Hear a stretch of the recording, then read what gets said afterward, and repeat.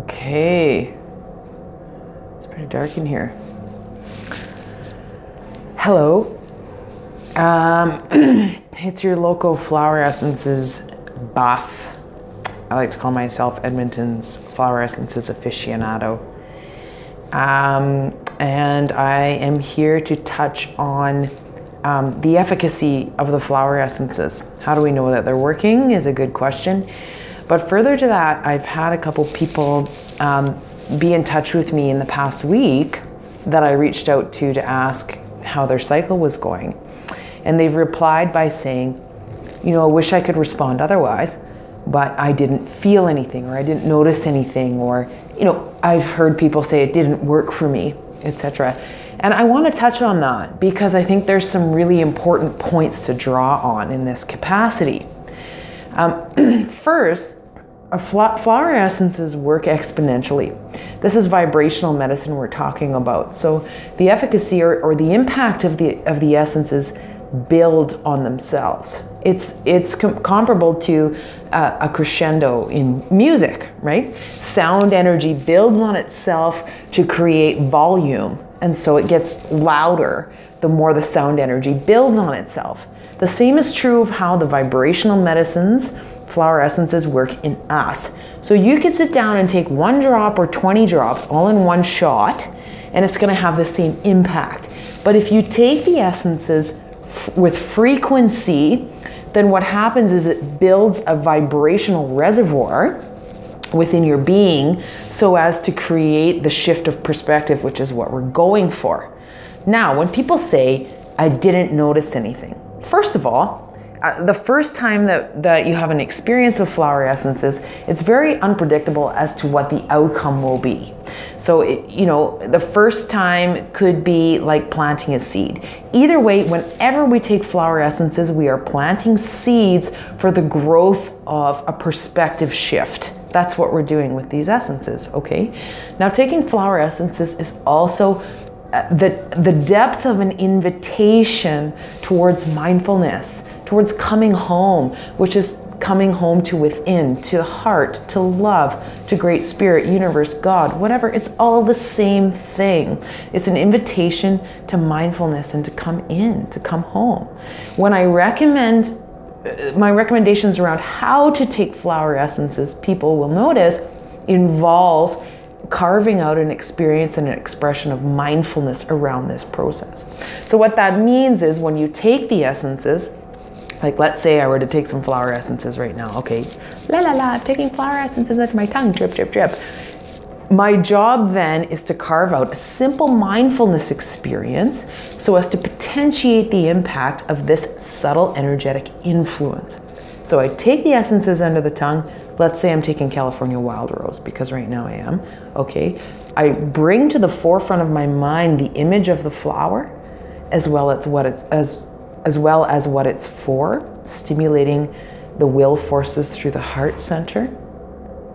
And then I consider my purpose for doing this. Why do I want to stimulate the will forces through the heart center? For me, because I want to show up in loving service for others so as to flush out a more fulfilling and joyful and efficacious career. Okay, whatever. Now, it looks like I'm taking, a really special mindful moment, and I am closing my eyes and imagining the images, what they're for, what's my purpose. And I like to put my hands into a prayer posture. Take some deep breaths, and you do all this while allowing the essences to linger under the tongue. But it doesn't have to be done so officially. Say you're at work and say you don't personally feel comfortable doing this, what I'm doing now. You could just close your eyes and take some breaths and spend like this, like the invitation here is 10 to 15 seconds to go within, because that is the whole point here. We're being invited to go within. I think the reason why we're being invited to go within on our own journey towards self-actualization is because we are like a container, okay? Our bodies are like a container. And through turning within, we can tune into the discernment, the guidance, and the messages from a higher power, okay? Great spirit, God, universe, whatever it is that you want to call that. In order for us to interpret this guidance, discernment, messaging from a higher power, there must be a somewhat of an emptiness within the container. If we are filled with mental chatter and with unresolved emotional material, etc., then there's not much clarity for discernment when we go within. The invitation of flower essences are not only to go within so that we can empty ourselves so as to receive a higher guidance around what it is that we're supposed to be doing in our lives, but the invitation is also to clear the emotional baggage and the mental chatter so as to create a quiet atmosphere through which we can discern the purpose of our lives.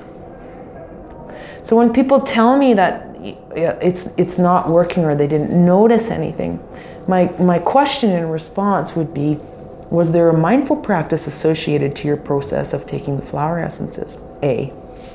B, I would like to share that the value of the flower essences builds on itself in an exponential way. So if, for example, you were trying to learn an instrument, it wouldn't make sense to spend 28 days practicing this instrument and then put it down and expect that you're going to be playing at a concert the next week. That would be irrational.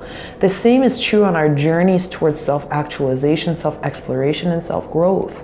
We cannot expect to spend 28 to 30 days on it and to then get to the top of the mountain and stick our flags in and lie down and be done. That's not what we're called to in this life. You know, it's going to take a little bit more. So my invitation is to allow the cycle of flower essences, once it is done, to be integrated and to consider it as though a seed. Remember that when we plant seeds in the soil, sometimes the seed is dormant.